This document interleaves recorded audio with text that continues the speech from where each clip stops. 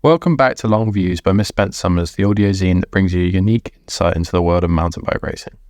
My name is Archie, and in this week's episode we were taking a look back at the 2024 UCI Downhill World Cup in Leogang, Austria. Leogang is a venue that has been on the World Cup and World Champ circuit since 2010. At one point it had a bit of a reputation for being too bike parky, as in easy, but if any evidence was needed that Leogang deserves its regular World Cup slot, this weekend was it. Each and every race this weekend kept you guessing until the very end who would emerge victorious. It was rad. With heavy overnight rains making conditions treacherous, it was impossible to know who would stay upright and who wouldn't. All it took was the smallest error to put people face down in the mud. Sven Martin, Misspent Summers photographer and chief squid, was on ground in Leogang and chatted with some of the riders after the race, including World Cup winners Loïc, Bruni and Vali Höll. Stay tuned to hear what they had to say. First off though, here are the results from the weekend. In the men, it was Loïc, Bruni, Finn Iles, Lachie, Stevens-McNab, Oisin O'Callaghan and Benoit Coulange. In the women's, it was Vali Höll, Anna Newkirk, Miriam Nicole, Lisa Baumann and Marine Cabarrou. In the junior men, it was Max Alran, Dane Jewett, Mike Hutter, Luke Wayman, Milan Falke, and in the junior women, it was Erice van Leuven, Eliana Hulsbos, Heather Wilson, Ellis Fegby, and Sasha Mills. Make that 2 home wins in a row now for Vali Höll. Vali had the perfect weekend in Leogang, winning qualifying, semi-finals and finals, all by convincing margins. She saved her very best for finals on Sunday, where she kept a cool head and rode with a level of precision that I'm sure she wishes she could replicate every single race run. Here is Vali with Sven. Vali, does it get easier at home or is it always a little bit harder? Oh, it's insane. I didn't imagine that I would have that much pressure, to be honest. But I somehow could collect myself quite good at the top. I worked a lot with my psychologist over the last few months, so I feel like she's helping me a lot. She even watched the race today, but I didn't see her yet. So I can't wait to see her and she's taking notes because she's probably like watching your whole week unfold, you know? Yeah, it's insane. Like she knows my troubles I have, like private life and professional life. So it's really cool to pull everything off. The expectations, like what is, because you got just this Vali everywhere here. But like it seems to raise you. Well, it's insane. Like I see more people wearing my t-shirts and wearing my hats, and like my whole family is here and everyone. I mean, they would cheer for me if I'm also 3rd or 4th, so they don't care as long as I'm safe, but I just want to deliver in front of them, and that I could pull it off again and back it up from last year is pretty insane, but I also don't know how many more times I can do it without getting too stressed. I won money on you, not for the win, but for the margin. Because we're going to keep the bets way more interesting. So I was correct on the winning margin. Really? Yep. No. You also won another event, like Fort William. I think you won the Whirlpool, and here the turn down after the Red Bull gap. Really? Again? No way. That's pretty sick. Oh, that's sick. The first practice run this morning. Are you guys? And that was like a muddy one. Like the woods, the first practice run, you would have been sketchy coming into that, especially in the past. I was stoked. I was surprised how good the practice was in the morning. So it's actually the first time I had good practice before the race run. So that was also new. Nice one. Anyway, you'll see the pics and. Thank you. I caught like the wind of more races. If you guys are forced to race more, you're gonna ask for some more prize money. I mean, I don't know who decides on the prize money. I feel like it would help a lot of young riders and a lot of riders who are not in big teams. Yeah. Because, barely any of them get paid and it would help them a lot. Yeah. It's sad to see that our sport is not getting paid well enough. And I feel like the bar has been raised the last 2 years. I mean, the presentation, the delivery. Yeah, I mean, if I tell anyone else from other sports that for a win you get 3,750 euros, they laugh. For like freestyle, slopestyle, they get easily 10, 15k, and that would help a lot of people. And then also the teams. I mean, it's bad if I say it now, but teams kind of pay the riders not good enough. So. Yeah. It would help them a lot to have actually a decent living out of it and not have to work in the winter or struggle or they can't save anything. Yeah. Well, that's people like you that say almost don't need the money. It's good for you to back that movement as well.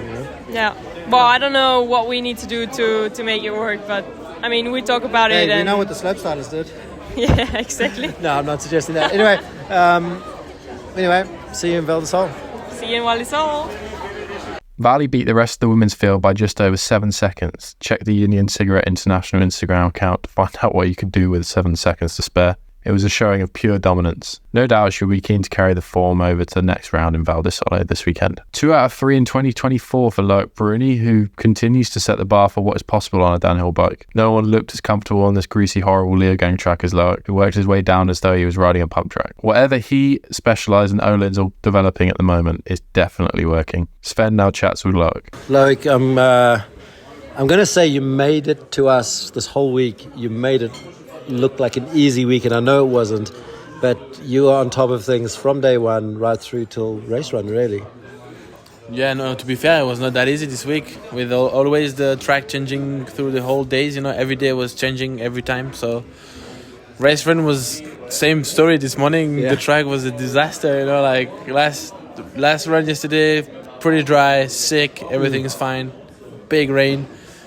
This morning was quite a battlefield, in the woods it was sticky, it was slippery, so everything was back to like square one, let's say, like the speed was not so high and stuff. And you had 2 runs now to put another new, how much did you change in the woods from yesterday's last run till race run? I changed one thing. Okay. That in the steep, I went outside because my first inside I was like, I don't feel so good on the rut after the drop, so changed that. But the boys on the track were there and they were like trying to convince me to change other things, especially after the steep to go inside. Yes, I know the section. But I was like not feeling it, and that's like, no, boys, I'm gonna go outside. I'm gonna try a little where you go right and then left instead of trying to stay. Yeah.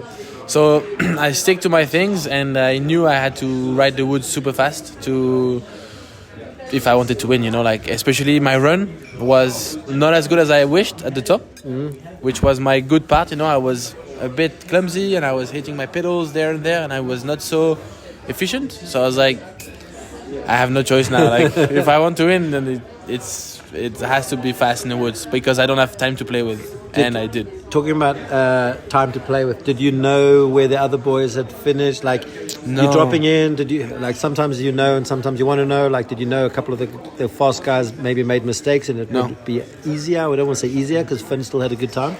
No, I knew... Loki, was on... I knew Loki was on 0.7, I think. Or 0.9, I think. Okay. Or 0 whatever. And I didn't know what Finn did, but I knew he was in front of Loki because when I was going up in the gondola, he was like, wow, the people were going off at the finish. So I knew he was good, but I didn't know he was going to hold the time for 1 hour. So when I crossed the line, I congratulates me. I'm like, fuck yeah, blah. And then I didn't realize he was second. And until Laurent tells me, 1 and 2, I was like, what the fuck? And Finn just also told me it's the first time in all this time that you guys have gone 1 and 2. Yeah. Crazy, we've been on the podium quite a bit, but 1-2 was never a thing, So when he won, I was not even there. I was not riding in Mont-Saint-Anne. When we're on the podium, like it's rare that I win and he's on the podium. So And switching gears a little bit, I'd noticed in Poland after Lachie kind of had his big crash after going so good in Poland, and I saw you giving quite a long, like serious talking to, like almost like a. I don't want to say father, but you could tell you had a deep conversation. It wasn't just, hey, bro. Yeah. And then today, after the podium or after the race, you kind of had another similar chat. And then he told me that from when many years ago, from Crankworks Rotorua, you guys have been like, he met you then as a little fan, little Grom, and you met the family. And now the young guys are coming up and sharing the podium with you. Yeah, well, I'm too young to be his dad, fortunately for me, but... Okay, Yeah, through the racing, different places, you meet so many people, and Loki was one of them in New Zealand. In Rotorua, they had a small crew, I think, him and even Sasha Ernest, all this crew, they were tiny. And you were sending them little packages and everything? Yeah, and I would give him, like, the stuff we would not need, like when we fly back and stuff, and... The parents are super nice, like the whole crew, like we will go to their barbecue, whatever, like it was super chill. So I've seen them grow up like quite from ages ago. And Loki was always like riding well, like I could see he was riding well. He was getting hurt a lot, which was not so good. But I'm so proud of seeing where he is right now, And in Poland I was like, bro, you almost won today. Like, what the hell? And today he's on the podium, like third, like it's his first podium and it's so solid. And to back it up after Poland, it's really hard, I think. Yeah. So impressed by him, and I'm really happy. I'm just trying to be, like, he's like a cool kid, you know. So sometimes I feel like I'm not cool enough, and he's like, nah, bro, I love you, blah, blah. So it's really cool, and I'm trying to be here if he needs me. Yeah. And sometimes that's cool. Yeah, I cool. like this kid. It's cool to have a mentor in the sport. I don't think I'm his mentor, but if he needs me, I'm happy to help. Yeah. And now you've had some overalls, and you've been the king of world champs for many years, but this year it's almost like it's very early to talk, but it's like you're going quite far ahead in the overall. Yeah, for sure. It's early, man. It's third round only, so I don't want to think so much about the overall, even though it's in the talks, you know, like we race for the overall too, so we'll see in a few rounds, but for sure, like so far I've been pretty consistent, so it's my most consistent start forever, like ever. Yeah. And I don't know, man, like this year it seems like I'm pushing hard, like I'm digging really deep and stuff, so it doesn't feel different than the other years, except that I'm somehow able to less problems or more luck or less problem or better preparation. I don't know. Better success, you know, like sometimes it just aligns better. Yeah. And even in Poland, like I was not riding so well and it aligned in my way. Loki crashed, Dak crashed. You know, like it was. I should not have been second. Yeah. So I'll take it, you know, but for sure it's a good start. And what is the ideal number of downhill races you would think is cool for the sport in a season? Obviously, we're thinking ahead for next year, and we know there'll be more rounds, and maybe the following year a few more. But like, what is like an ideal number to arrive at? If not, well, say at least 10. But for the teams, budget-wise, to go up a lot in 1 year, so it'll have to take some steps to get there, you know. But for sure, at least 10 World Cups. And I'm always thinking if you have at least 10, you can have one throwaway because of the nature of the sport. You know, without 10, you can't really have a throwaway. I don't know. I think that's a good starting point. You know, obviously I would say 14, and we race in South America, New Zealand, South Africa as well, Japan. Keep in mind, the race week is tough. Yeah, but like you can like a Supercross MotoGP is 2 days, and they do like small amount of things. Like it takes all day for us to go. Like it's but Supercross and outdoor is quite physical, and they're doing a lot, huh? Yeah. But outdoors, same thing. It's 1 day. Yeah. You know, we ride 3 days. It takes all day. Even though our race runs are actually so small, it's all around. That makes it. I guess it's maybe starting earlier in the season. Then it won't be like we're adding more races in a short window. You know. So I think we need more for sure. Yeah. But we need like also the sport. If we want more races, we need the sport to go where many people don't want the sport to go. So less riders. Well, because this weekend, it was so three. It's when you have over 300 riders. It was almost 400. That's 3,000 laps you're going to get on the track. Yeah, and luckily this is like concrete. Yeah, most of it is concrete. Yeah. So like Vali Höll next week is dying already. Yeah. You know, like just seeing the amount of riders. And Leuven, 3,000 riders is Poland. Yeah. Poland for sure. Yeah. I think budgets are going to be a problem for sure. So we won't arrive, but a few more, and then maybe a few more the following year to get. The good thing is if it goes the way they say it will go, we have more races, more exposure, maybe more sponsors, and then maybe the financial sacrifices the first year will be okay if we have more budgets the years after. You know? Yeah. We'll see. All right, man. Well played. Yeah.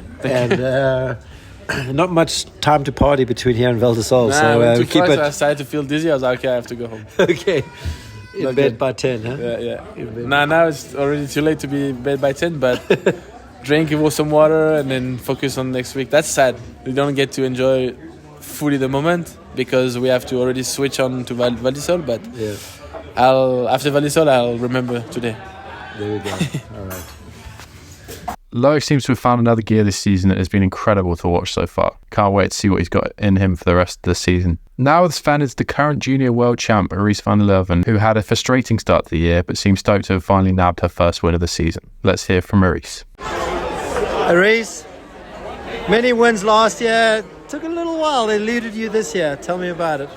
Yeah, I mean, Fort William, I was on a heater and then got a flatty. Yeah. So I was real bummed about that. And then in Poland, super close behind Heather. Yeah. But she just put me in the end. Bit of a relief, monkey off the back for this one. Yeah, and you learned a lot because I remember maybe one of your biggest crashes of your lives. Yeah. Last year here, like 20 seconds into the track probably about. Yeah, just pitched over the front and slammed onto the road. So, yeah, learned my lesson from going out of the start gate a bit quick then and kind of took it a bit more chill and just progressed as I went down the run. I would say you progressed mighty quick down the run. I'm going to say your motorway, literally, we never really used to be able to watch the junior racing on the live feed, which is great we can now. Yeah. But it's literally worth people going to watch a replay. You had, from when you get to, man, you just scrubbed sideways at such pace, and you had to scrub the way you were going.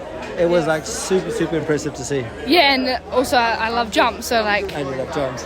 Enjoying it while I'm racing and scrubbing the hell out of it. But they were like functional scrubs, you know? Yeah, they really worked. And I managed to find like the perfect downside of the jump, so... Exactly. It worked out great. And you did what was your plan for the woods? Just see how the run goes and then proceed? Or did you have to mentally hold back a bit? Or? Yeah, mentally I held back a bit. I knew, like, I didn't know how dry it would have gotten by the time we rode then, because in the morning it was pretty wet. Yeah. But yeah, I had in my head to rein it in a bit and just to kind of play it smart. Yeah. And I mean, I was getting a bit nervous at the end when the girls were quite quick there, but then obviously they ended up having mistakes because they were pushing too hard. So I think I played a good game today. You sure did. Yeah. Val di Sole, is it you like that kind of track? Yeah. Last year I came off a bit of an injury into the race, so kind of excited to be there, stronger 100% basically. So yeah, excited for it. Nice one. Go the Kiwis. Yeah. And McNab. Give me something about him. A funny thing no one would know about him. I don't know, apparently he stinks.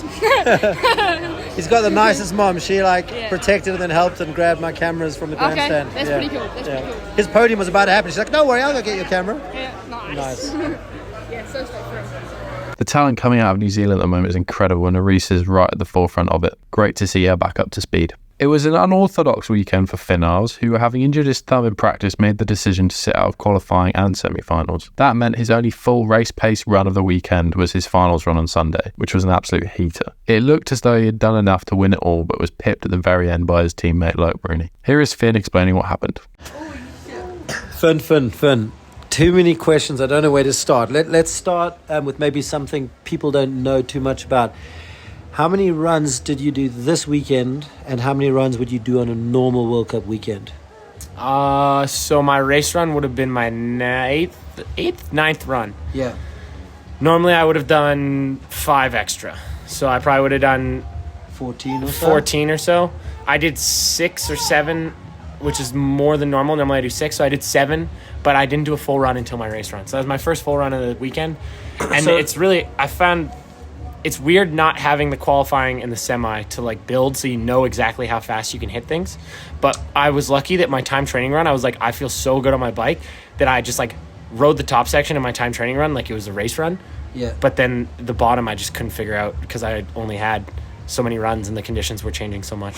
So basically, though, to let people know, in case they didn't know, you slapped the ground hard and then basically skipped almost entire day's riding. You tried to ride a little bit? I tried to ride and I couldn't hold on. So like, yeah, I had a really big crash on my last run on Friday. Smoked my hand, smoked my shoulder, smoked the rest of my body, and like I just had no energy. I was like, yesterday I slept probably 4 or 5 hours during the day. I did 3 or 4 hours of treatment. Like I couldn't hold the bar, and then today I took like I think like 2,500 milligrams of paracetamol or something, like more paracetamol than I've really ever taken. I was just like 1,000 in the morning, 1,000 after practice, 500 before my race run. I was just like taped it and just said,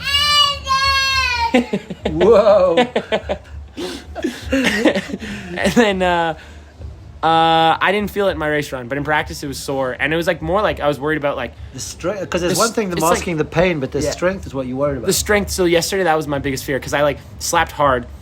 And, you know, like, when you crash, you hit everything. And, like, I've had concussions in the past. And I didn't have a concussion this weekend. I passed the test. I did all the eye tracking, everything. Yeah. But if you, like, hit the ground hard and then you hit it again. Yeah. And I was like, if I blow my hand off in a qualifying run at, like, 50, 60 k's an hour and I hit the ground again. Yeah. Like, you could basically count this race, Val di Sole. All these races are just, like, shot. So I was like, I'm going to just try and be as smart as I can here. lower my chance of impact, lower my chance of risk, and just like hopefully tomorrow my brain shows up and I can figure it out, and the bike too. And I'm just like, I'm really lucky that I have the team that I do, because yesterday I came down from that half run I did, and I told Laurent, I said, Laurent, I'm not riding today. He said, really? And I said, I'm not riding today. I can't do it. And he said, all right, well, get ready for tomorrow. And I did, and Kevin figured out the bike. Well, we kind of figured it out this morning. Did you have to do something to the bike to make it easier for you to ride, like softer front or like? No, we went stiffer. So what I remembered from Friday on that last run was my front end was diving too much. So this morning I went out, the holes got way bigger, and I was like, Kev, the front end is diving too much. We need more compression, more ramp chamber. The shock was perfect, and we just need to compensate the front end to match that. And we almost got it perfect, but it was not exactly what I wanted, but I mean, you skipped a whole day and two race runs. So it was like, you never got that feeling of the bike working at that like high level. At the optimum. Yeah, exactly. So then, as Fabian would say. Yeah, at the optimum. Yeah. But it worked out, and to be honest, that's like, to me, one of the most outstanding stories of the weekend, that you literally had one day on the bike, skipped. I mean, that's just quite unbelievable, to be honest. There's so much that you wouldn't have known it was coming, and it rained a lot last night, changed the woods, but in the end it looked like kind of the race line stuck the same on the woods, so you missed that whole day. I changed almost every single line of mine in the woods this morning, so I had 2 chances at it. So you had 2 runs, and that was your prep for that everything. was my for a race run. So it was like, when I came into the woods, I kind of had like a brain, I don't know, I like, the focus was really good at the top all the way through the motorway, and then off the wall ride I shifted down and I pressed like one of my 3 buttons. I was going to say, you got some new stuff you think about. Well, we've only had the system for 3 months, so that's also thrown into the mix. So Kevin and I have that's a short straighter, because you got to hit heavy braking after that wall ride, and now you've got to be changing buttons and heavy braking. And Kevin and I don't have that much time on the system, so then getting the bike right, like we put in a huge shift last week in Schladming trying to figure it out, and I shortened the front end 5 mils. I brought it up 10 or 15, and I finally felt like I was in the position that I wanted, because all year I felt like I've been fighting the bike and like doing this weird like head tilt thing in turns, and I was like, I don't like how I look on the bike. I don't like how you do it feels. Head tilt in turns, actually. But this weekend, if you watch all my riding, I look way better, and I was like, this is because we figured out the bike position. And then, anyways, I came into the woods. I kind of bitched out on the because there's the jump that Luke and Troy looked sick, huh? And Loïc quadded into the woods, and I like doubled, and I was like, oh, I should have been faster there. And then I was like thinking about it, and I went over the wood, and there's a middle and an outside, and I was going outside in the morning, and I totally forgot, and I just went straight down the middle. I was like, oh, I totally blew it. And then from there I was like, so hang on, this morning both your runs you went outside, and then I just went straight down the middle, because that's what I did on Friday, and I was like, oh no. And I was like, you know what, just ride the main line, what you did this morning, with confidence, but don't ride it like you have to win. And I calmed down, and I wasn't fast in the woods, but I did enough at the top that my woods were like good enough. Because you guys had the stumps, the speed you generated out, that squirt, I'll call it, out the stumps. I had the stumps, which I saw you doing sweet in the last practice run. I think I was faster than everybody, and I split by almost half a second. Like, I smoked the stumps, because I got this, like, there was like everybody kept trying to jump high to the right, and on the left side there was about this much, I would say like 4 or 5 inches of space where you could get your tires on grass and generate. And Lachie told me, him and Petey saw it in the morning, and Lachie did it on his race run. He's like, you ever change stuff before you race? I was like, brother, all the time. If it's like, if you only have to move over 3 or 4 inches, maybe a foot. So Petey found that for him as well? I think so, yeah. And Lachie, I mean, unbelievable today. Like, he rode so well. He was so fast. You guys must have had a long chat on the hot seat. We did. Man, you guys sat there for ages. He's so good at riding. And it's crazy. It was cool to like sit there for that long, because it's like I could feel the stress. I wasn't stressed at all until the last 3 riders. I was like, I can be a top 3. I was like, I can't believe this. And then I was getting stoked for him, seeing that Lachie was going to be top 10. Then I was stoked for Joe. Joe's in the top 10, and then I was like, he's in the top 5. And he was like, holy shit, he's in the top 3. I can't believe this.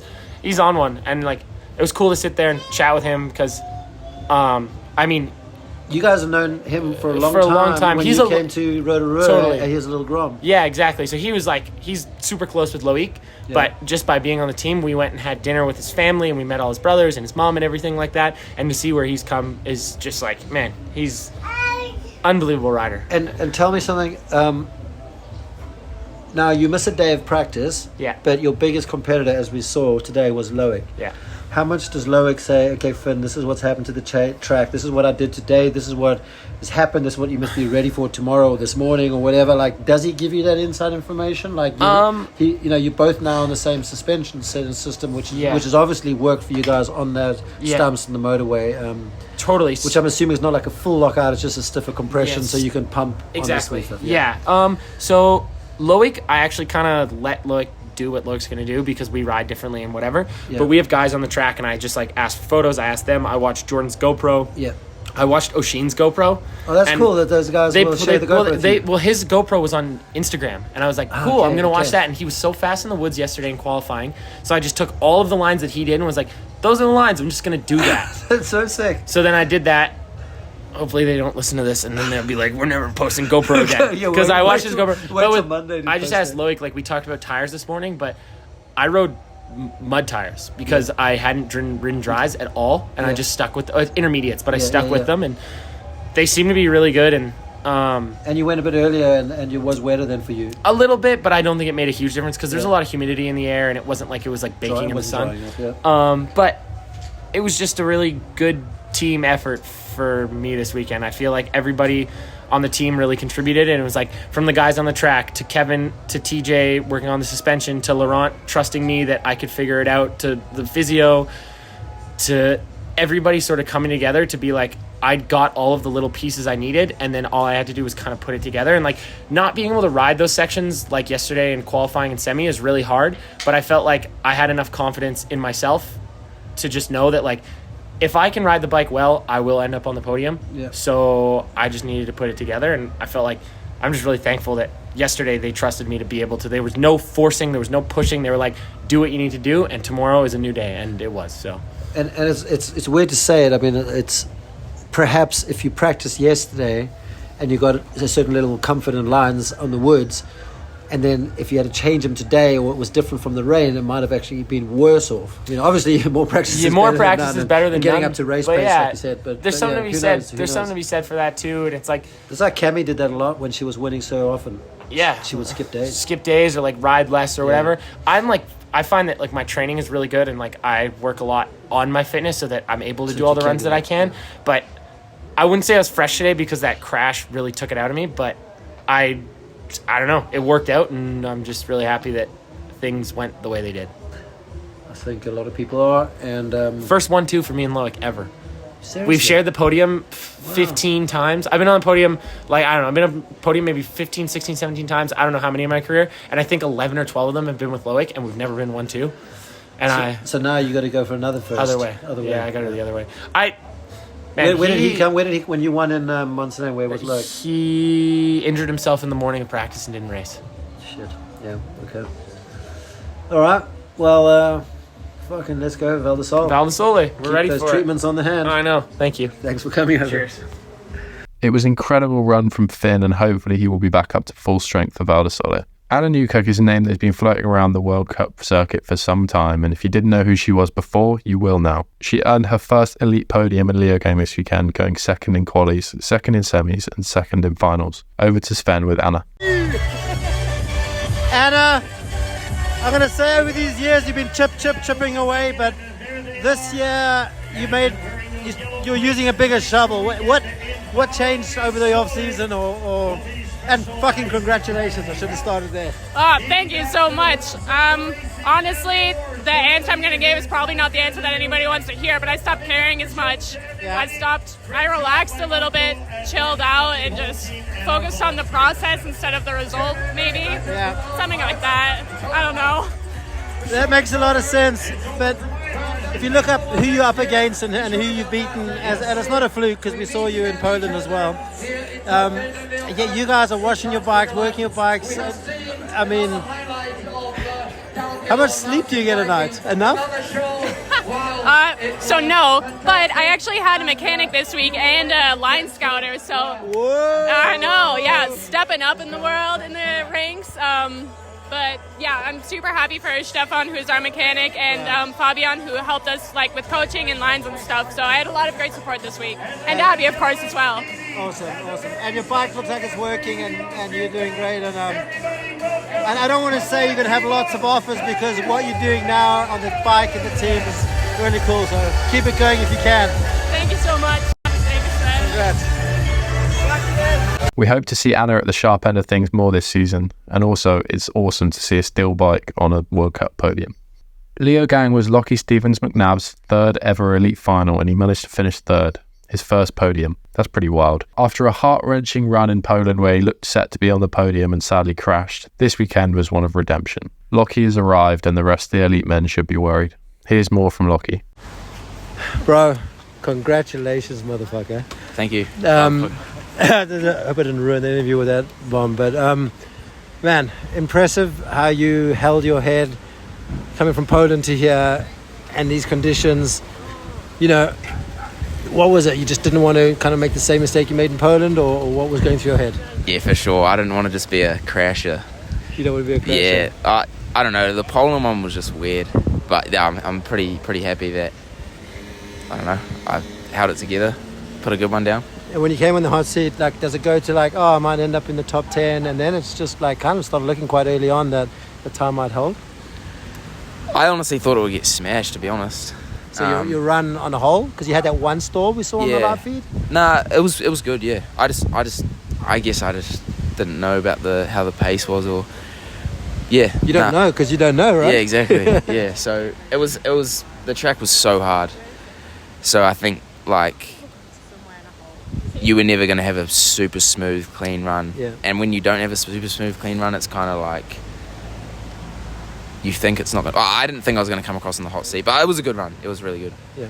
But how do you, with so little experience, how are you kind of pacing your runs? Because you've obviously got the wild talent, I would say, but now you've kind of, this weekend showed you got a bit of the right head as well. I think I was racing BMX from like such a young age. Like my parents, I was pretty lucky. My parents took me all around the world, like racing world champs and stuff. So I think I've dealt with pressure since I was pretty young. Right. And I think that's what I put it down to. I think I've always been pretty good under pressure. So the skills were just kind of under the radar, but with some injuries. Yeah, I think so. Well, I don't know. We'll see next week. Now, see, you and Loïc had 2 long, deep man-to-man conversations in Poland. He kind of took you aside and had a long chat, and then again today after the race. I know it's a private conversation, but is he just stoked to see you up there and giving some advice? And what kind of words does a man like Loïc say?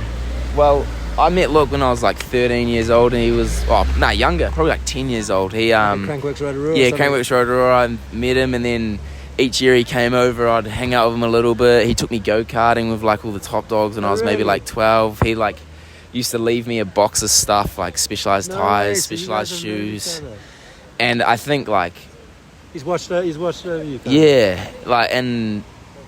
he was like my idol, you know, like he was like the person I looked up to the most, and I think he knows that a bit. So I think he's stoked to give us a message. And yeah, so he was just like, fuck, bro, I've always been a fan. You're the man. And I was like, sick. You're the man. And it's cool to see, like, he's kind of a younger crew that's now solidly every race making a dent on the podium too. Yeah. I mean, those Irish boys are killing it. Yeah. There's some... We're all young, I think. But, I mean, the old boys are still showing us how it's done too. Yeah. Loïc, I guess at 30, he's now an old boy, eh? Oh, I was more referring to Dak Norden. There we go, Dak. All right, dude, have a good have a little bit of a party tonight. Thank you. Yeah. Just not a Nina-sized party. Nah, no way. I'm chill. It sounds as though Lachie, like so many great racers before him, might have BMX to thank for his cool head and great bike skills. Super excited to see what's in store for Lachie over the next few years. Next up this Sven is Lisa Baumann, a good friend of Vali Höll's and now has 2 Elite World Cup podiums to her name. The last time she stepped foot on the podium was last year in Leuven, where she laid down a strong run to earn 5th place. She managed one better here in Leogang, finishing in 4th. Over to Sven and Lisa. Lisa, 2nd podium? Yeah. 2nd podium. Massive smile on your face right now. I'm so stoked. Because the last 2 World Cup, it was hard for me mentally. And then now to be on the podium, I am really proud of me. I mean, as you should be. Once again, junior girls, I'll talk to you next. And women always have the toughest conditions, and it was still pretty slippery when you guys were racing. Yeah, the really good wood section, I think, in my race run. So yeah, it was sick. That's what got you where you need to be. Yeah, it's for sure. It was like, oh, you go full in or you crash in the woods. So you weren't. There's also an in between. You go safely. Yeah, I was safely, but I was like a little bit good. Yeah, I pushed a little bit. Nice. Motivation to keep fighting for a spot on the podium.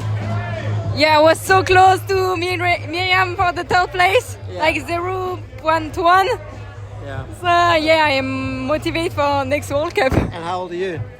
22. You got age on your side, and we'll see you for a long time. Yeah, thanks. Could Lisa have found some form? Could we see her taking on Val di Sole with newfound confidence? We'll just have to wait and see. A familiar face returned to the World Cup paddock this weekend, although unfortunately due to injury, he was forced to fill the role of the world's fastest spectator. It's good to see Jackson Goldstone back amongst it. Here he is with Sven. Old Jackie, observations from the sidelines at a World Cup. Sven's. Oh, it sucks, eh? No, I'm kidding. I mean, watching the race was amazing today. I mean, those guys put on a clinic. Loïc is unstoppable right now. I called it before the racing that he was going to win. So I'm gonna take that as a win. But did you learn anything trackside as you've been? Like, were you able to be trackside enough with your knee?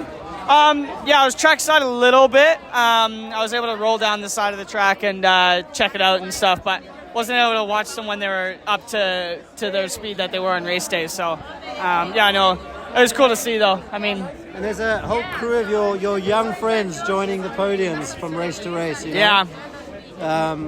And it carried on today with Lachie as well. Yeah, so stoked for Lachie. I mean, I was gutted for him in Poland. You know, he had that massive result in him, and then it just slipped away from him in a ridiculous spot. I think it was very well deserving of that third place today. So very stoked for him. It'll be interesting when you come back, whether it be this year or next, that you'll almost be battling a few new. Well, obviously Loïc's still there and Finn's still there, but you'll be battling a few new faces. No, I mean it's like just battling more faces now.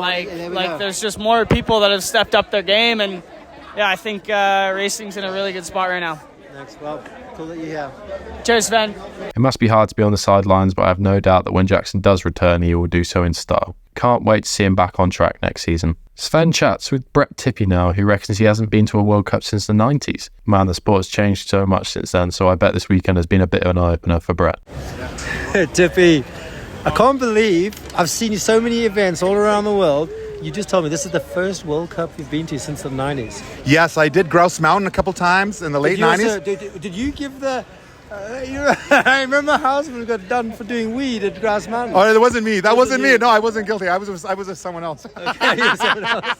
You were the guy that got sick. Right, I got away. I'm a smart criminal. But, smooth operator. So tell me, what are your insights and what excited you most? What do you think about this World Cup? Oh, it's just amazing to see the speed. Like when you're actually there and you see how chunky and gnarly the terrain is and the way they just flow through it and make it look easy. The speed is actually amazing. You know, like I ride with a lot of good riders, but when you see the best racers in the world, like it's just ripping it, it's really something else. You know, like watching Shane Callahan on his YT2S just soaking up the bumps but making it look stylish at the same time.